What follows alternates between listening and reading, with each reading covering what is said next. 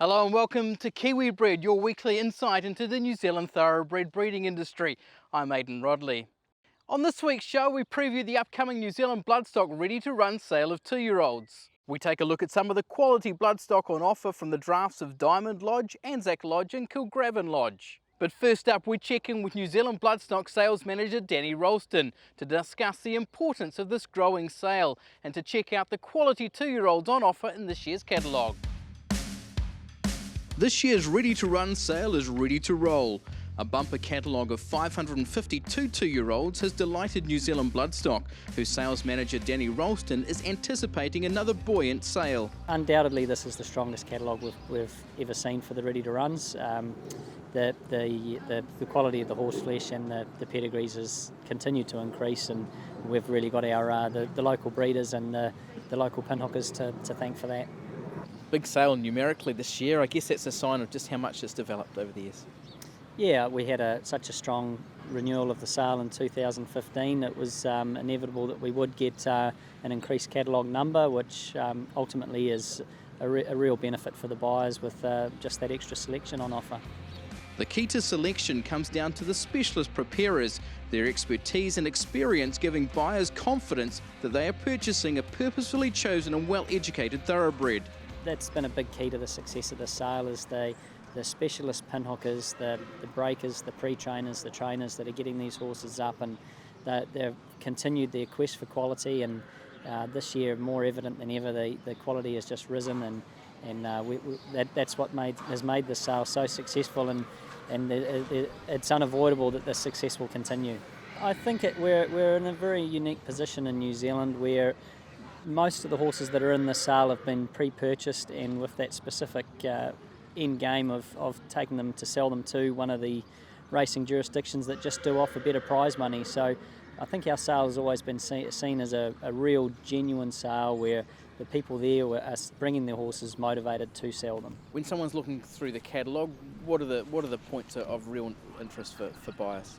We're just seeing such an increase in quality of pedigree, and we're now seeing horses like Mongolian Khan and Turn Me Loose come out of the sale, and they are commercial sire prospects. So it's now at a point where the big syndicators can come and buy themselves a stallion proposition out of the sale. The sale has become one of the most successful of its kind in Australasia, with its graduates having celebrated wins in 71 stakes races and produced 8 individual Group 1 winners in the past 3 seasons. The list includes gallopers of the ilk of multiple Group 1 winner Turn Me Loose, dual New Zealand Horse of the Year Mongolian Khan, and Hong Kong Group 1 performer Glorious Days. Any sale needs its graduates to market it in the future, and it's of utmost importance that those horses go out and they do not only do well but perform at the highest level internationally and nationally. We've had champion sprinter milers, obviously Turn Me Loose, and horses winning derbies like Mongolian Khan and Fei Fei, and more recently Well Done in Singapore. So the list is pretty long now with those top class gallopers. Represented in this year's catalogue are 123 sires from New Zealand and Australia, including Savabeel, Tavistock, Fastnet Rock and Piero. There are 57 siblings to stakes winners, and New Zealand Bloodstock believes there's plenty of appeal for prospective buyers. The integrity of the New Zealand Bloodstock sale is evident with not only the availability of breeze-up videos, but the use of endoscopic examinations, blood testing and x-rays. This transparency offers buyers confidence come auction time. We've had really good feedback initially on our canvases internationally, so we're confident that we're going to get a good buying bench, and the horses are definitely there, so buyers will be pleased when they arrive. When we talk about the sale itself, obviously New Zealand Bloodstock does a whole lot of work to get the buyers here. What can a buyer expect come sales time? I think they can expect to see a lot of really, really well-grown, specifically targeted horses for this particular market, well educated, and we'll be selling horses for 10 to 20,000 as well as 200,000 and above. So we've pretty much got all bases covered. It's not just for the top end of the market to come and play. We'll be selling horses here at all levels for every different market. And buyers get pretty well looked after?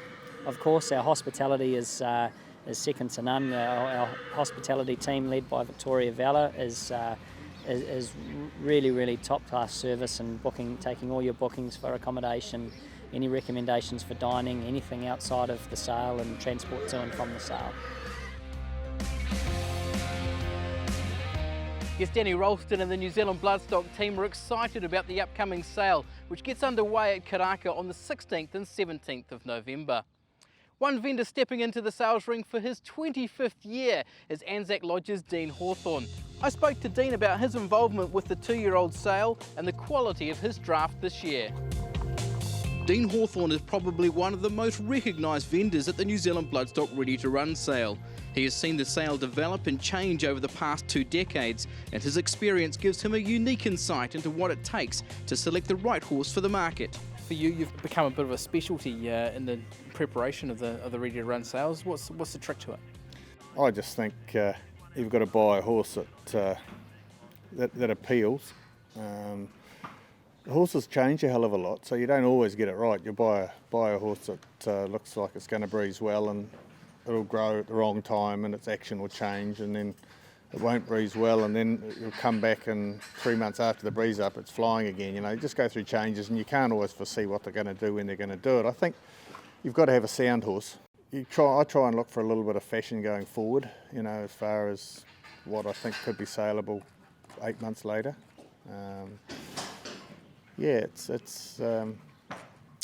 Pedigree doesn't count. It's not the be all and end all, put it that way. It's nice to have a bit of pedigree, but it's got to have an athletic horse, you know. That's what you need. One thing I will say, this is the only sale as an agent that I don't work at, because you can't buy and sell in the same market. It doesn't work. Yep. So I move on any inquiries that I have. But I've always said that if I was going out to look for racehorses, this would be the first place I'd go and shop. But you have to do your homework very well, more so than any other sale. There are lots of other things you have to consider. I would start my shopping at this sale. I think it's one of the best sales to buy value for money at, especially with a catalogue of this size. It's going to be a bit of value around. It's one of the things the New Zealand breeze-up preparers are good at, is they're a bit careful with their horses. You know, a lot of them are owned by pinhookers, and it's their bread and butter. And they have to get it to the sale, and they don't need to be wrecking it and trying to run, break 10 seconds. And I think also that's flowed on to the success of the sale, because the horses are well looked after, and then the buyer has something that has not been punished at the end of the day, and they've got plenty to work with. And I think that's been the key to the sale overall. Dean is pleased with the draft he is offering and paraded a selection for the Kiwi Bred cameras, including lot 165, a Pins colt out of the Encosta Lago mare Delago Lady. His dam a half-sister to multiple Group 1 winner Marufiti. Great broodmare sire. Pins, he just gets winners. As we know, he gets winners every week. He's already had a pretty good carnival in New Zealand and Australia in the spring. A lot of Encosta Lago to look at this horse in shape. Breezed well. And he is, from memory, a late November foal, and he's only going to get better and better. He's going to make a smashing 3-year-old, this horse, so I really got a lot of time for him. Lot 197 is the Delago Deluxe colt out of Every Man's Dream.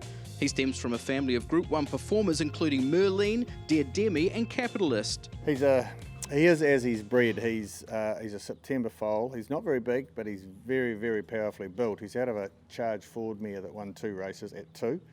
And in his family, there's 2 Golden Slipper winners, currently Capitalist, and then also Merlin's in the family, and that's what he looks like. He looks like he runs through a brick wall. He's a very, very workmanlike horse. He just gets on with his job. He's very sound.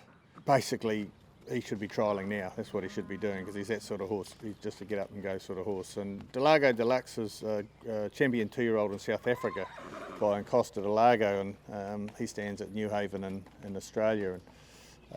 And he's just a dead set 2-year-old, this horse. Lot 421, an eye-catching colt by Love Conquers All out of Grand Lodge mare Paquette. Yeah, I went looking for a Love Conquers All because he was sort of fighting out the first season sires table in Australia with Smart Missile and Foxwedge and Dream Ahead and Co. And it was very close. I think there was something ridiculous like 12,000 between the top 4. And he was going well, from limited opportunities. He's a Queensland-based stallion. And I've been watching them, and they're just nice horses, and you can see that they're going to get better at 3. And he's going well again, and the 3-year-olds have kicked off nicely. And I forgave the pedigree a little bit, just to buy a type, and he is a good type, and he breeds really well. You know, he's got a lot of strengthening to do yet, and I was very, very happy with what he did. Very happy. And finally, lot 492, a Foxwedge gelding out of Silver Cup Baby, an American chance mare who has produced 3 foals to race, all of which have been winners. If a breeze up could go wrong, it went wrong with this horse. It just everything turned to custard, and we were not going to take him. But then you can still see in his breeze up that he's got a lovely, strong, flowing stride. The horse he breezed with, unfortunately, went sore, felt his shins, and just didn't go. So we've withdrawn him and put him in the paddock. But this horse, of course, was left 6 in front looking for his mate, you know. So under the circumstances, you wouldn't take him. I'm going to, because people who have a good look at his breeze can still see that he's got a lovely big long stride. He's out of an American mare that was good enough to win at Belmont and Saratoga, so she was a pretty smart mare. You know, it's not a sort of backward country American track. It's a good tracks. And John Sargent, he won one of the first races of the progeny of Foxwedge with the full sister. So the cross works. And he's going to make a lovely 3-year-old, so we'll give it a go. Yes, Dean heads into his 25th year at the Karaka Ready to Run sales with a small but select draft of 2-year-olds. It's time now for a break on Kiwi Bred, but when we return we head to Diamond Lodge in Cambridge, where Jeremy Whale will present his biggest ever draft over the 2-day sale.